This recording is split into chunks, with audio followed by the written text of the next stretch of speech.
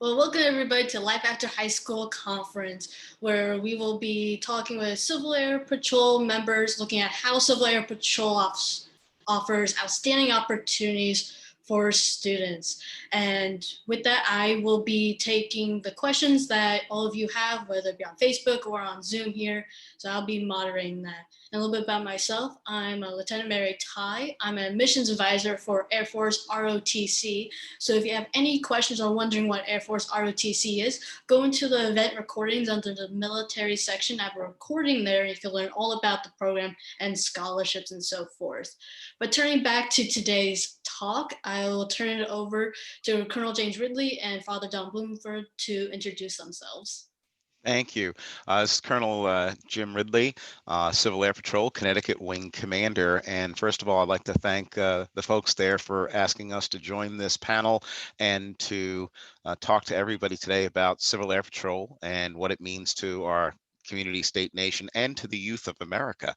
I myself have been in going on 20 years and have risen through the ranks. My son and I joined the program together just as he was heading into his high school years, and he's currently a major and has done very well in the program, and it helped him with getting into college. I am a former Army years ago in my youth and have risen through the ranks. With me today are two of my officers. One is the Northeast Region IG and former chaplain, Father Don Blumenfeld, who can introduce himself, and one of my communications officers, Captain Tina Trotoshow, who also is the mother of some Catholic homeschool students. So I'll let them introduce themselves, and then I'll tell you a little bit more about CAP. So Father Don. Good morning. I'm Father Don Blumenfeld. I'm a priest of the Archdiocese of Newark. I'm retired from active ministry. I've been a priest just over 41 years. I was ordained in Rome, where I had been studying by someone you may have heard of. His name was John Paul II. They stick a saint in front of that now instead of Pope.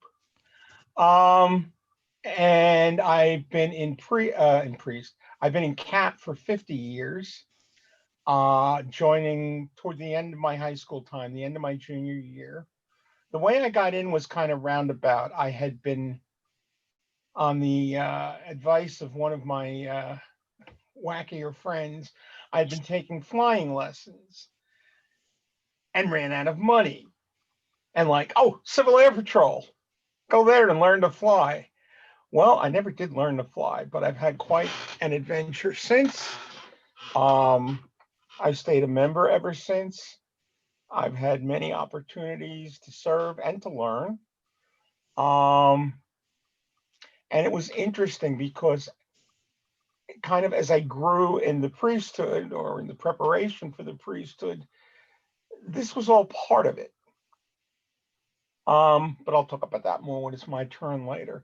So I spent most of my priesthood in two areas. I worked as a secondary high school teacher for about 17 years, and then for almost, I don't know, close to 20 years, I was assigned to Seton Hall as a teacher, and for part of the time, most of the time actually, as a member of the faculty of our Archdiocesan Seminary.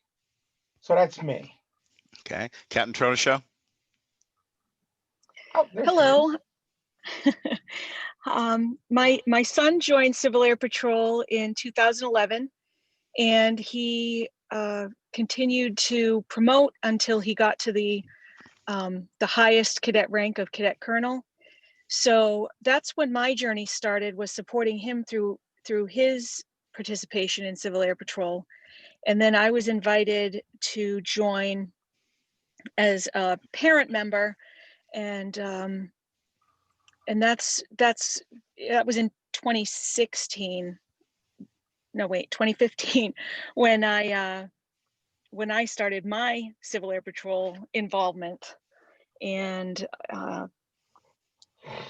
I had been homeschooling since 2007, and I was introduced to Civil Air Patrol through another Catholic homeschool family. And the benefits that I really have seen in the children that I've known is just their confidence, their leadership skills, their public speaking ability are all really helped through the Civil Air program. It's just a fantastic program. And similarly, I got involved because, I was very much family oriented, and CAP was an organization for youth and for seniors of all faiths.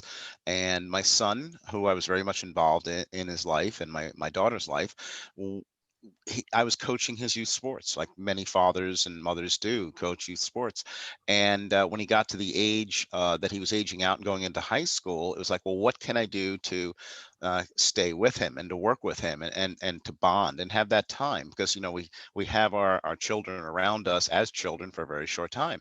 So he came home and brought up about Civil Air Patrol, and we both went down and we joined. And he too went all the way through the program, got his spots, but he had some incredible experiences. So let me tell you a little bit about what CAP is and what advantages there are for our youth. Well, we have three main missions, and CAP has been around since right before World War II, 1941, early December 1941. And it has three missions, congressionally chartered. One is aerospace education. We're the leading aerospace education provider in the nation. Second is cadet programs, which we're going to kind of focus on here today. And then the third is emergency services. We do a lot of missions for America. I mean, recently and across the nation, we've been dealing with a lot of COVID missions and doing aerial photography, doing food distribution. In my wing, we were actually bringing food to mostly the elderly who couldn't leave their homes.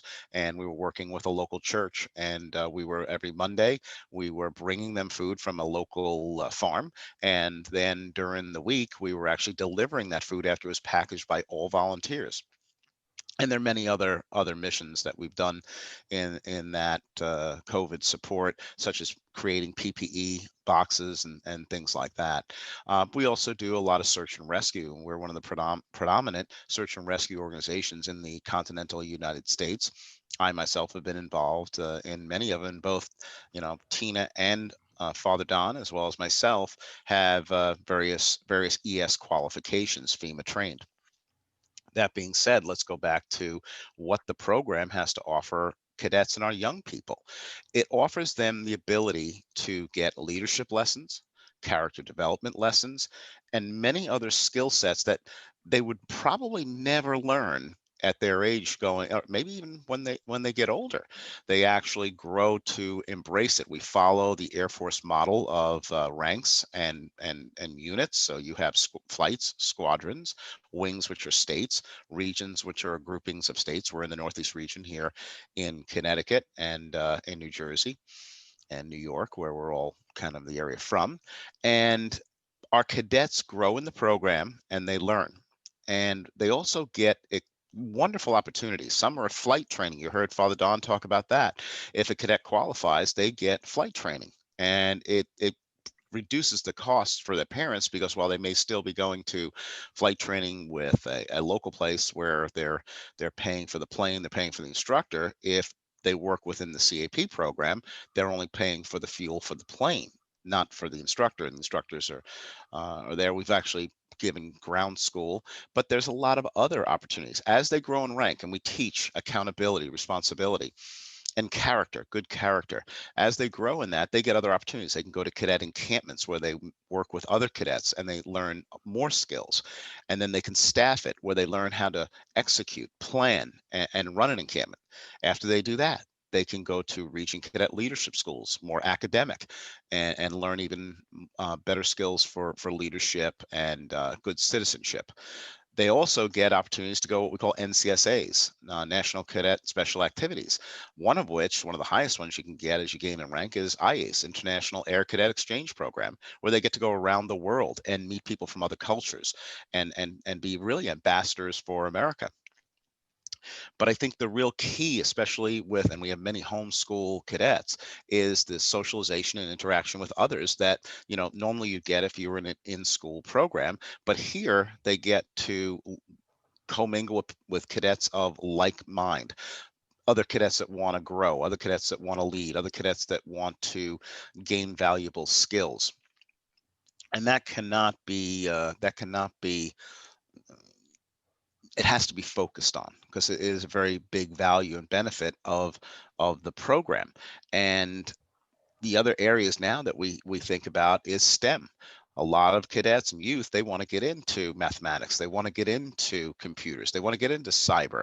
Well, we have a vibrant STEM program, and they learn invaluable skills with that if they can do cyber patriot and compete against high school students and even junior high school students that excel in that area as part of the program. And really, it's a wonderful, wonderful opportunity, and that's really key. Now let's go to the last part of that: is what do you do after high school?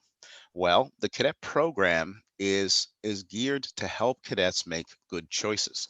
Some do want to go to college, and what do colleges look for? They look for students that are academic, they look for students that are athletic, they look for students that do volunteer work, and they look for students that will hold a job, usually all four at the same time, because it shows responsibility. Well, when college, if you choose to go to college or ROTC or try to apply for academy, having CAP on the college resume looks really good for that student. Because if you even consider the Air Force Academy as an example, 5, I think, to 10% of the incoming freshman class were CAP cadets. And if you choose to go in the military and you at least obtain the rank of cadet second lieutenant, you get to graduate basic training as an E3, not an E1 or an E2, but an E3, which is an incredible opportunity for them. But there is no commitment when you're in CAP to go into the military. You can also choose to say, I've learned a lot of things. I want to go and become an electrician or a pilot or whatever you choose to do. But it gives you the ability to learn and to grow. And I think that's one of the biggest values of Civil Air Patrol. And Civil Air Patrol is just not for the youth. We have a lot of adults that decide they want to give back to their community, and some that want to mentor our young cadets, and they come into the program. And they go through a background check, and they have to be, even cadets, when they turn 18 years old, they have to go through a background check, because we want to make sure that everybody is safe and we have the right like-minded people in the organization. And that's kind of encapsulates what CAP is all about, why I joined, why I love the program for our cadets as well as our seniors, and all the value and the good things we've done with our missions for America and our community. And I can't tell you how many people have come to us and just said thank you for all we do. And one of the biggest things, and this is where I'm going to end and turn it over to Father Don, is when we go out and we do activities. I did one for St. Joseph's College one time. They used to use some of the students there for, directing traffic and helping people. And we brought in cadets as young as 12 years old, and they said they were more respectful, more professional, and they said, we want to use you guys all the time. And what it did for our cadets is show community service. They weren't getting paid for it, they weren't getting any funding from it, but they did something for their community, which was invaluable. And with that, I'm going to turn it over to Father Don to tell you a little bit about his story. Okay.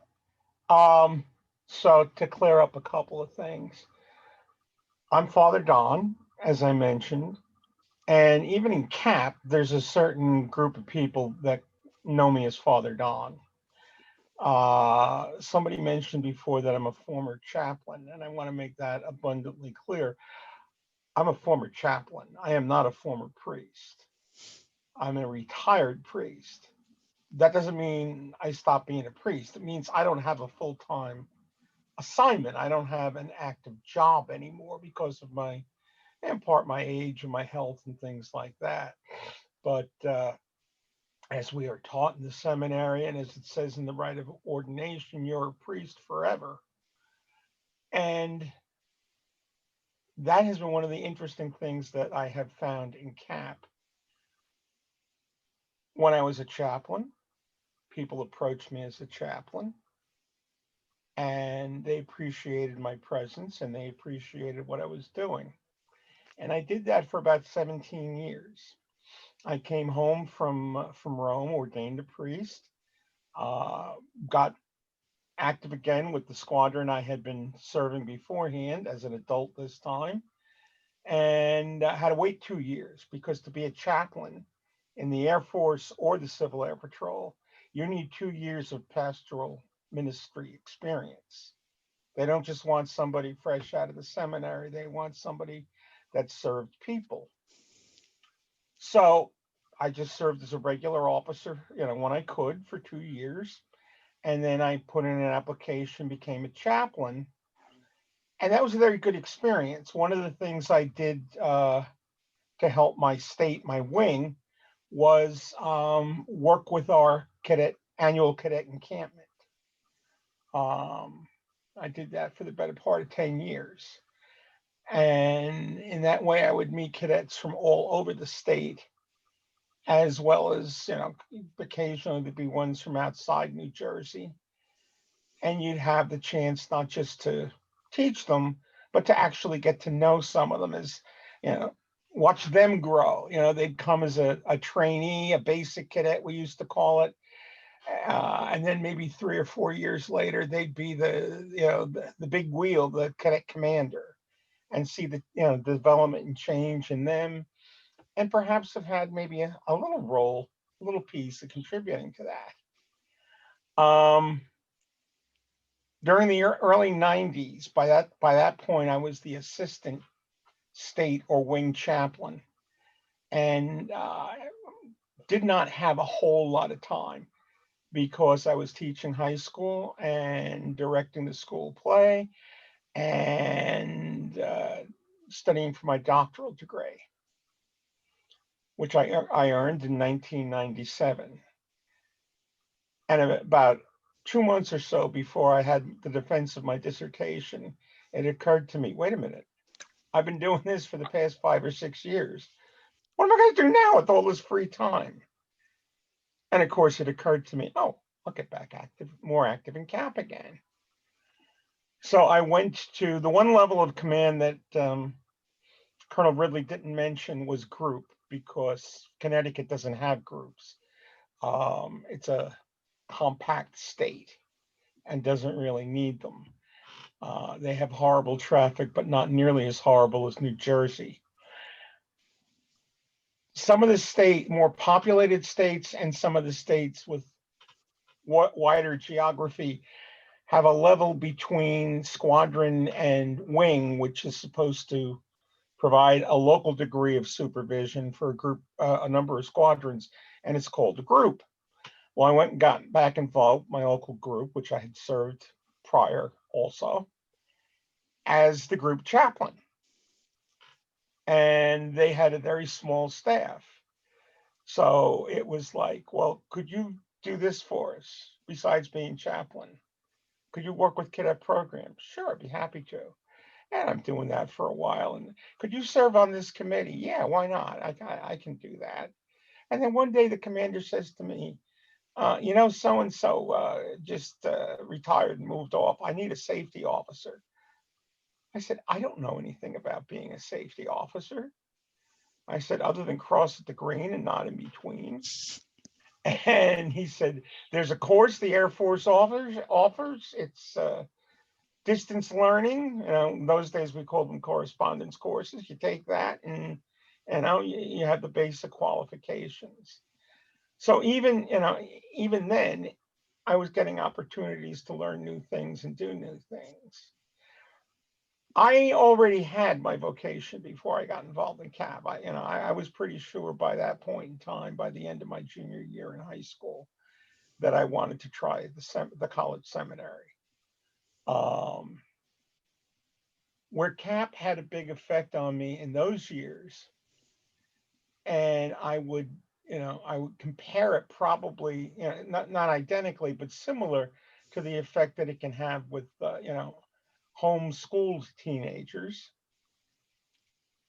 I went to a Catholic grade school in my parish, and they had the custom as you started 5th grade, the boys and the girls were separated.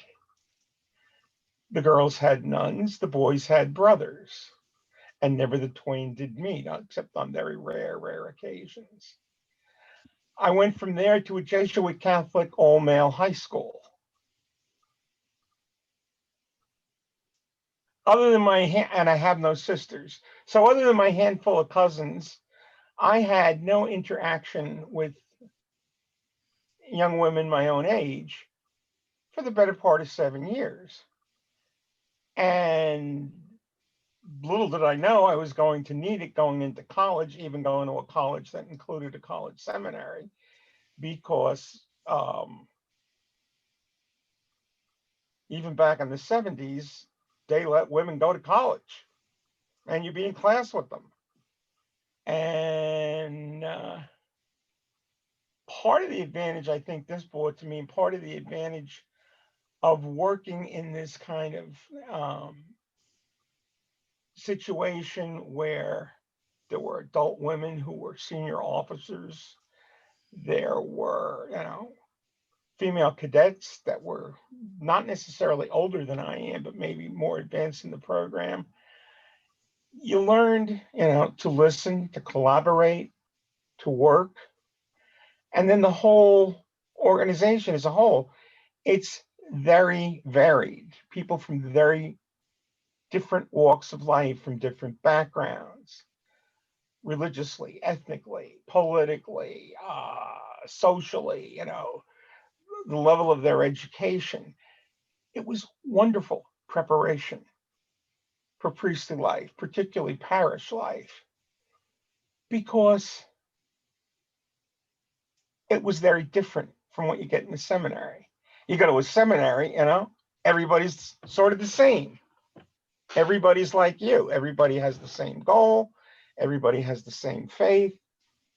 Everybody kind of learns or knows the same things about it. It's probably like going to medical school or law school. Okay, in that respect. When you leave medical school, when you leave law school, when you finish with the seminary, you're back in everyday society. And you're dealing with a lot of different people. After I'd been with the group a couple of years, they needed the commander that I had been working for was being moved higher up to the wing, and they needed a new commander. And to my surprise, I was offered the job. And I'm like, chaplains can't hold command positions. They said, we know, we really need you. I said, let me think about it. I talked to the wing chaplain, who was not a Catholic priest and was not happy about the idea. And I talked to a priest that had guided me through the seminary and through many years of my priesthood. And he gave me completely different advice. He said, you know what? He said, what you've told, he said, I don't know much about this organization, but from what you've told me, you're being presented with a rare opportunity. He said, people are going to view you not simply as a priest. They will see you as a priest because you are one, and you present yourself as one. But they're also going to see that you work alongside them. You're not just the guy that comes in at the beginning and end and says a prayer. Now, that wasn't really all we did, but that was and to this day, that's probably to some degree the impression, both in Civil Air Patrol and in the military. Oh, we need a prayer said, call the chaplain. Kind of like in the movie Patton. We need good weather to get the fighter planes up. Get the chaplain. Father Don, I hate to cut you off. Too much. Yeah, we need to let Tina have some time before the question and answer period. Okay, I'll stop. Thank you. Tina? Hi. So thank you. I am actually driving to my cousin's Air Force retirement. So I am in New Jersey. Hi, Father Don. And that's why I'm not on video. So that's why I'm not on video. So I have, a completely different experience, because I did start as a parent and then as a senior member, and then I was deputy commander at a cadet only squadron. And then I became an NCSA director eventually, after serving at 4 different national activities, or 2 different activities, but 4 different years. And I wanted to say that my oldest son, Keith, was very lucky. His first flight ever was with Civil Air Patrol, and it was with a Catholic priest who was also a pilot. So as a mother, that was pretty pretty cool for me to be able to put my 12-year-old on a tiny little Cessna that I had no experience with a priest. So that was pretty fun. I also just wanted to mention that the National Cadet Special Activities are like near and dear to my heart. My son attended several of them. He went to a flight academy in Maine. He went to the nation's biggest air show in Oshkosh, Wisconsin. He went to the Air Force Space Command familiarization course in Florida at Cape Canaveral. And I also, the following year, I was on staff at that event. And one of the goals of these national activities is to introduce the cadets to different careers and opportunities that they might not otherwise even realize were out there. So there's engineering special activities. There are, as I mentioned, the flight academies, and where, you know, they can actually pre-solo or have their first solo flight. Civic Leadership Academy. Yes. So they go and talk to different representatives in DC, which is again pretty amazing. And at these activities, so I ended up becoming the director for the Air Force Space Command familiarization course in Colorado. And we go to 3 different Air Force bases. We visit the Air Force Academy. And the most exciting part of that whole thing for me was watching the cadets as they realized, as we're walking around and talking to all different people, from enlisted to officers to commanders, the different paths that they take to get where they are, and how they can actually combine their love of space or their love of aviation and another thing they love, like public affairs or cyber security or, you know, computer science. It was, some kids actually, you could see the light bulb like turn on and them get visibly excited. And that was really amazing for me to watch. And at these activities, they meet people from around the country. We had people from 7 of the 8 different regions one year. The staff also comes from around the country. And my oldest, he also was able to go to IACE. He was selected to go to the UK, and he is still pretty good friends and keeps in touch with people from New Zealand, Germany, Norway, and the UK. I mean, the opportunities that he had were just incredible. Tina, And for me as well. Jimmy does the same. He went to Japan and he still talks to people from Japan. See, it's awesome. It really is awesome. So so these were just outstanding opportunities that he never would have had otherwise. And even for me, I mean, I can't even believe the opportunities that I've had. I'm constantly pushed outside my comfort zone. Yeah. Including this talk. I did a pre-tape talk because I knew that I was driving today, and I'm happy.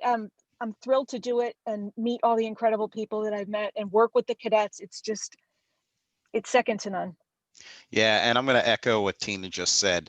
Being able to work with these fine young people, and I got to tell you, Father Don's been in a lot longer than either Tina or I, but I still run into former cadets that are, you know, now parents themselves, and they have established great careers, and they'll tell me, you know, if it wasn't for CAP, I don't know if I would have gone down this path.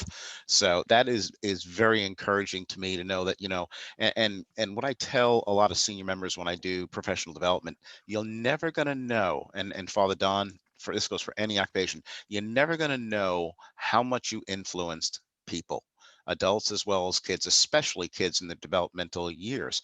And believe me, it makes a big difference. And if anybody is interested, before we get in the Q&A session and they want to learn more about CAP, it's gocivilairpatrol.com, gocivilairpatrol.com. And there's actually, you can put in your zip code and it'll tell you what units are near you and you can go visit them. So if anybody wants more information, that's where to get it. And with that, it's 10:30. So I'm going to turn it back over to Mary. You're on mute, Mary. Thank you. Thank you all for all your sharing your experiences on Civil Air Patrol. It's very a very interesting organization for students to learn about leadership, about communication, learning to develop themselves as a leader for in careers that they want to attain and get really good fundamentals for when they enter the workforce. So I'm looking at some of the questions. So you mentioned going online, people can put in their zip codes and find whatever unit is closest to them, correct? Correct. Yeah, go civilairpatrol.com, and when you go to join, there'll be a zip code. Find the local unit near you, and I'll tell you whether it's a cadet unit, a composite, which is a senior, or a cadet unit, unit combined, or if it's a senior unit, which if you're a cadet, I think you kind of want to shy away from. Okay, yeah, great. And then how would you, if someone decided to join into the military after Civil Air Patrol, how would that affect their ranking in the service, whether it be Air Force or another branch? Okay, it doesn't affect anything except cadets that become an officer, cadet officer, if they get second lieutenant. If they go into basic training, they can request to be made an E3, and many have become an E3. Because the way the officer ranks, it's 01, 02, 03, and in the enlisted, it's E1, E2, E3. So they would come out as an E3. And also speaking that, since I am a missions advisor for Air Force ROTC, speak on that part of it also. With that, it does give them that E2, E3 ranking, but in ROTC wise, they have to go through the regular ranks. So it does Correct. put them on that card, but Right. in ROTC life, Yeah. it boosts them up a different ranking for that. What it does is it gives them, the cadets that get into ROTC or the academy, they've already got a lot of the education down. They know how to drill. They know what the rank structure is. They know about leadership. And what happens is those cadets tend in ROTC to start become the leaders in their class. And before you know it, they're the ones getting cadet E4, E5, 01, 02, 03 before other cadets, because they have that knowledge. So when they get their first day, it's not like a deer in the headlights. They know how to drill. They know how to say, sir, ma'am. They know the respect and the customs and courtesies. So they have a benefit and they have an edge over students that just get introduced to it for the first time. Oh, they definitely do. You could definitely see whether a student was in CAP before, because they do have that prior experience. And then for joining CAP, do they have to join like certain sessions before they actually apply? Do they have to like attend certain number of sessions? Yes, generally we want them to come to 3 meetings to make sure it's for them. Because what you don't want is you don't want someone to join and say after 1, 2 meetings, this is not for me. You know, we want young adults and seniors to join and want to be there. So it's not just, hey, come on and join us. It's learn about us and then join us. And I just saw a question come up on the chat. And if you don't mind, I'm just going to click on the chat here for a second. And the question was, how does it prepare them for adulthood? Well, I'm going to kind of defer a little bit to Tina here, because she has 2 children in the program, but I believe it makes them more rounded. I think it between the leadership and the character development, it helps them to become a better citizen and a better adult, and it teaches them responsibility and accountability, which we all know when you become an adult, you definitely need. And I'm going to ask Tina, you're the mother of 2 children, one who is now an adult. What do you think of that question? I don't know how much more I can add to what you just said, but again, I really think it's that self-confidence that that they gain through the program. One of the things they have to do as they rank up and promote is they have to give talks, or they have to write papers, and they also have to meet with a board, and they have to talk to the board and convince the board why they should promote. And that helps them when they're interviewing for college or for jobs. Good And point. I really think there's a lot of benefits that you don't maybe think about until later. Mm-hmm. And then Tina, and sorry, sir. No, I was just going to say, I'm stealing Mary's thunder, but the question just popped up for the Father Don. After 50 years, how has the cadet program evolved for the better in your mind? Oh, wow. It's it's better focused, it's better organized. We had a lot of opportunities back in the 70s, but they're, obviously they have expanded greatly.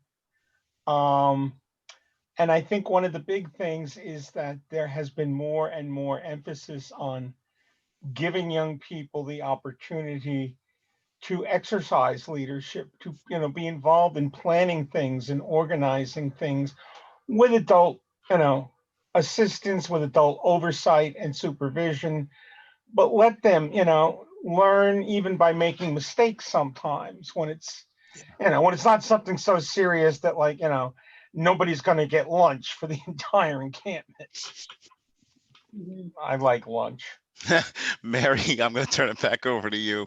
Thank you, sir. Tina, going back to you, how did you incorporate your students, your children's CAP experience into your homeschooling curriculum or parts of it? Well, the nice thing was it's at night and on the weekends, so it didn't really interfere with our teaching time. But my sons both study more aviation topics on their own, and we discuss them as part of our homeschool. Does that make sense? Mhm. So you're able to incorporate learning about aviation sort of into their learning overall. Yes. If I could comment on that, one of the things I found even as a cadet, my own high school studies had focused more on languages, Latin and Greek and so forth. And as a senior, I had to take a lab science. And I just naturally gravitated to physics because of what I've been doing for the past year or so with Civil Air Patrol and everything that related to flight. They do kind of dovetail nicely at points. And I would like to emphasize something else I forgot to mention before. Civil Air Patrol also offers some youth some scholarships. We have flight scholarships. We have some college scholarships that are available out there. And as I said before, if you're honored enough to make it into an academy, you've got a brilliant and a great 4-year education, totally paid for. And ROTC scholarships have come to many of our cadets. So I just wanted to mention that. And And sir, Colonel, I believe we even have some scholarships that are available to our younger senior members who might still be in college. I'd have to look into that. Yeah, but I think there not as many as for the cadets, but I think there's a small group of them. Okay. Mary? and on the topic of scholarships, so how is CAP funded? Okay. CAP is funded by the Air Force. We're part of the Air Force budget. CAP is part of the total force. There's 4 components of the total force.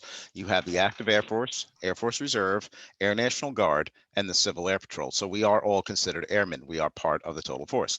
That being said, while the Air Force budget goes mostly to a lot of equipment and the aircraft and the vehicles and the paid staff and everything else like that, the local units, we pay dues. We actually pay dues. Every state pays a different due. Cadet dues are usually cheaper than the senior dues, but those dues help. And the units do fundraise. We're very big into Wreaths Across America, which place wreaths on the graves of our veterans. And but a lot of our units, they have to fundraise for themselves. And that's also another lesson in life they have to learn. So we are funded by the Air Force, but in some cases, we're also self-funded in that manner. Yeah, so then you all talked about programs. So what are some of those special activities that they can do in the summer? Some are familiar with Space Command or Cadet Officer School. Yeah, you heard a few of them. You heard some of the bigger ones. IACE is very popular, but you got to be up there in cadet rank. You got to earn that because that's a tremendous opportunity. Oshkosh, the flight academies. We also have glider flight academies, civic leadership academy, Air Force preparation. You even have the ability to go to the academy, the Air Force Academy, and visit there for Tina's at 1 or 2 weeks. When we were at the Air Force Space Command familiarization course, we only visited for a day. Mm-hmm. But I think there's another program. There is. But I Yeah. think it's 1 week, but I'm I think not it's one. sure. I think you're right. It's 1 week, but there's also other things for mechanics, for like aviation mechanics. They'll send you to a week to a school for that. And the other thing too is local units, wings, and when we do our conferences, we bring in outside experts. So sort of like what you're doing here in your conference. We'll bring people in to talk about different areas like drones, SUAS, and we'll bring in military and civic leaders, business leaders. Will come in and talk to our cadets and to our membership just to gain their perspective on things and learn from them. This truly is a learning experience. Even myself, every day I learn something new, and I've been given a tremendous amount of opportunities to grow. This job, I love being a wing commander. I'm going to be finishing my tour next May, but it's been tremendous, and I've learned, and it's helped me in my professional life. And I'll tell you, it's also helped me working with the young people. It helped me when I was raising my children, because there was some experiences that I learned that prepared me for some things to be on the lookout for, or to work with my kids about. Yeah, those are a lot of great opportunities. And then looking back at more specific locations near people, Yeah. do they have to attend locations near them, or because if there's a lot, so let's say Long Island has a lot of locations, Yeah. do they have to pick the one that's closest to them, No. or No, you can pick the unit that you want to go to, but I'd like to also kind of talk about a couple other activities that I think that Cadet Officer School is one of them that cadets go to, and to learn to be better leaders. You also, our cadets do get involved in search and rescue. They never put in any harm's way. They never put in any missions that could hurt themselves. Even our senior members, safety is paramount with us. But when our cadets are in search and rescue, I'll give you a real example. You may not have heard of ELTs, electronic transmitters, that the planes carry, boats carry, even handhelds for hikers that'll go off if you're missing. Most of the time they go off by accident or such. So our cadets will go out on ground teams, and we teach them how to use equipment to locate those beacons. And they do that. During a flood in Danbury one time, we had a water main break. Our cadets were out there providing water to the community because all the water was shut off while it was being fixed. The mayor of Danbury even gave them a citation for all their work. I've seen them out at marathons handing out water bottles. But they've been in shelter operations. We do get them involved in community service and emergency services. They learn valuable communications skills. They learn how to be comms and mission radio operators. They learn how to work with our computer system. They learn how to be flight line marshalers at a certain age and certain experience level to wave in and bring in planes and park planes. So they learn a lot of different things. And for instance, when we go to encampments, we take them to various bases, and they get to experience water survival. They've got to go to the Coast Guard Academy. They've gotten to go to the aircraft maintenance facility of the United States Army National Guard in Connecticut and learn about those. And several of our cadets have actually joined the Guard and become aircraft mechanics. That's what they chose to do. So, but if they had not gotten that experience, if they'd not gotten that exposure, they would have never known about it. And they were able to make good decisions and not say, God, I regret what I did. yeah, those are a lot of fantastic opportunities. So they have that cadet officer school in Alabama. They could learn all those leadership. They could go to Space Command. They could Yeah. learn about that. And one of the biggest things now is cyber. I mean, we have, like I said before, we got in the Cyber Patriot program, and we're teaching that as well. And in fact, Civil Air Patrol saves hundreds of lives every year. I think last count for this year, fiscal year, was 129 lives. And a lot of that comes with our cell phone forensics, where our experts are able to find people based on their cell phones and signals. So it's tremendous opportunities for our cadets and even for our seniors as well. Yeah, definitely. And then looking at more of the units. So is there sports teams? For example, Sea Cadets has swim teams. Does CAP have something similar or no? No, we don't do any sports. We focus in on the leadership, the character development, the emergency services, and aerospace education, developing the youth as future leaders for America, and to be good citizens. I want to stress that character development is very big with us. And then are there physical requirements? Because some heard that you have to take a PT test or Mhm. some sort. Yes, there are Yes. PT tests. Yes, they are. And for gaining certain rank, do you have to meet certain criteria? Yes, you do. But it's different than the military. You know, we're developing them, as is the military, but we work with our cadets. We get them. We encourage physical fitness, and yes, there are PT tests they have to pass to gain rank.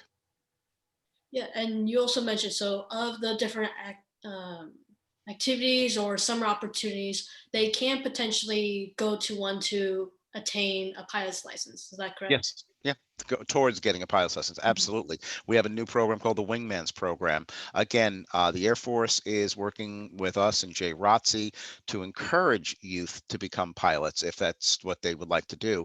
And we try to make it as easy as possible for them and as cost effective for them by offering programs like ground school at a discounted rate, by offering them with a CFI or double I flight lessons where you're only paying for the fuel and a little bit of the maintenance of the aircraft, and that subsidizes what they're doing on the outside world.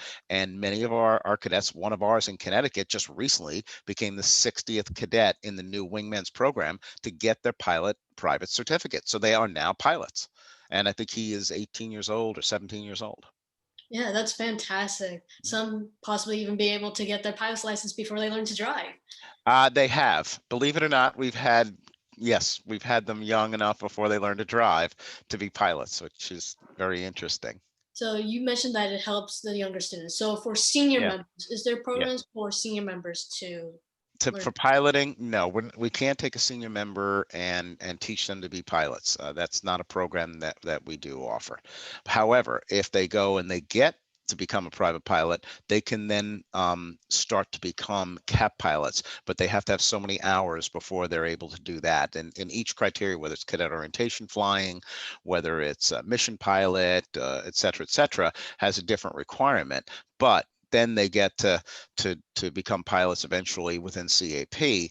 And from that, once they, pilots love to fly. So if you don't own a plane, you have to rent one. Well, if you become a cap pilot and you're performing our missions, well, then you get to fly with those missions. So it gives them a tremendous opportunity in that respect.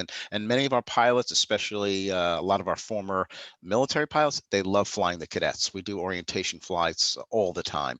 And that's one of the requirements with cadets. They must go on orientation flights, and they get to fly in Cessnas. They get to go in gliders. I mean, if anybody's ever gone in a glider, it's a heck of an experience. It's a wonderful experience, and they get to do that, Yeah, so then And they can get a glider pilot license. and they can.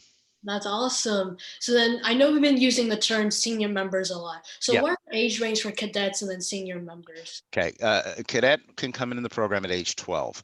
Once they turn 21, they must turn senior member, which is an officer. So they can become a second lieutenant, and then they have to go through some training so that they can go up in rank, because we don't stop learning either.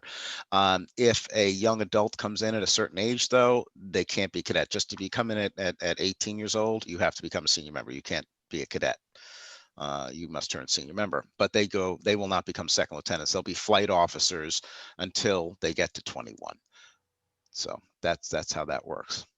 And then does everyone part of CAP, do they have to be interested in flying? If they're not No. interested, can they still participate? No, there's so many different aspects. I'm part of an air crew, but I am not a pilot.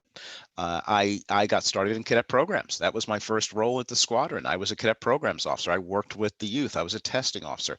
Then I was a public affairs officer because I enjoyed writing articles. And from that, and I put a lot of time and effort into it.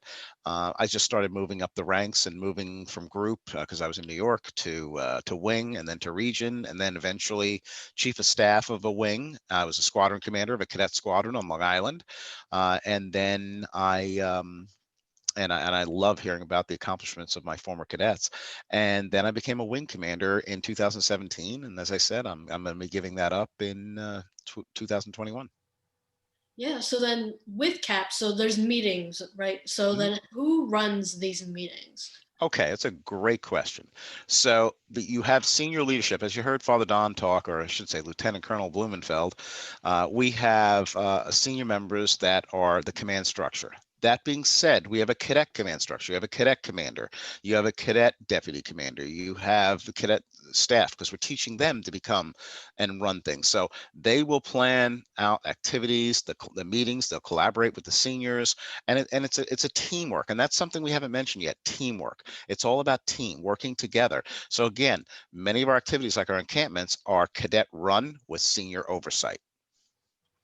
Yeah, and then are meetings still being held with COVID? I know a lot of things have been being Yeah. held.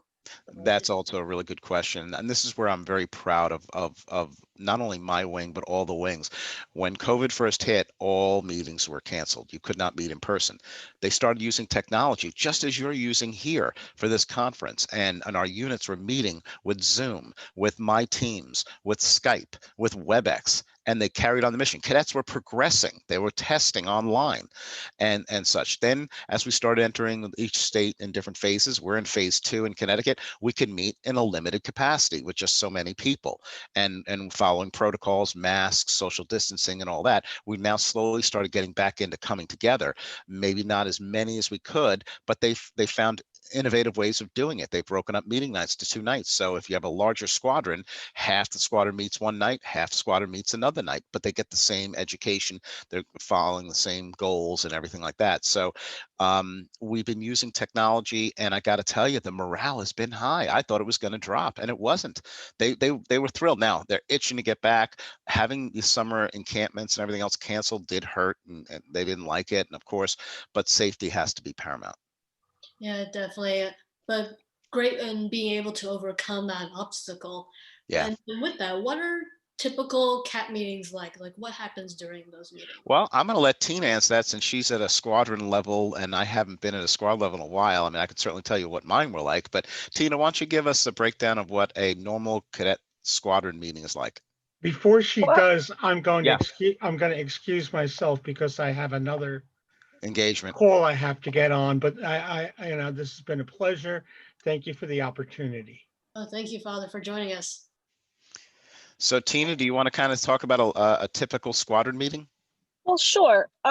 In my experience, usually they'll start with some kind of formation outside and possibly go to drill, and then they'll move inside, and each week is a different topic. So like week 1 might be PT, which is the physical training where they run and do sit-ups and push-ups.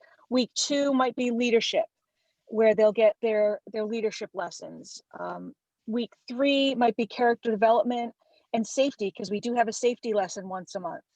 And week 4, aerospace.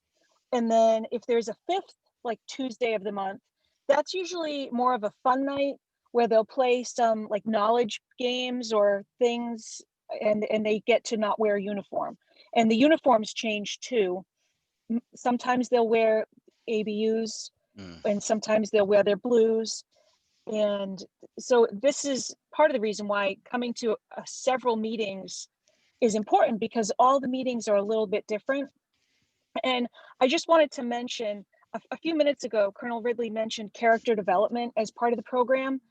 I wanted to just mention that the core values of Civil Air Patrol are things that I also want to instill in my kids while we're homeschooling. And those are integrity, respect, excellence in all we do, and volunteer service. And if I could just piggyback on that and talk a little bit about, and I'm listening to questions Mary asked and a couple of chat things. Yes, we do have cadet color guards that march in parades and do some community events. We have honor guards, cadet honor guards that we've done. And as far as field trips, we have done air shows. We work air shows. Oshkosh is one of them, but we do local ones, McGuire. Field trips. When I was a cadet commander, I loved taking cadets on field trips with senior officers, because we always have to have at least 2, if not more, senior officers there. And my cadet programs officer and I used to take cadets that excelled on different trips. We've been to Gettysburg. We went all the way out to the Air Museum at Wright Pat. We have even gotten involved in high school and junior high school JROTC and ROTC competitions, and we've been to to Ohio State. We've been down to Jacksonville, Florida, competed, and yes, we won. I have to put a plug in that. My teams did very well. And Baltimore and Richmond, Virginia. So those are some examples. We take them to area museums.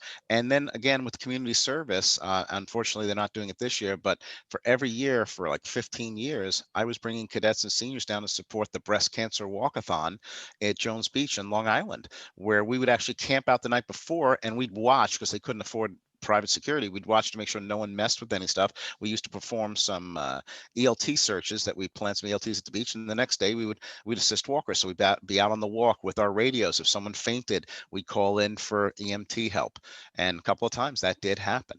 So again, they learn invaluable lessons. They get to learn about community service, character development, leadership, and they get some great experiences along the way.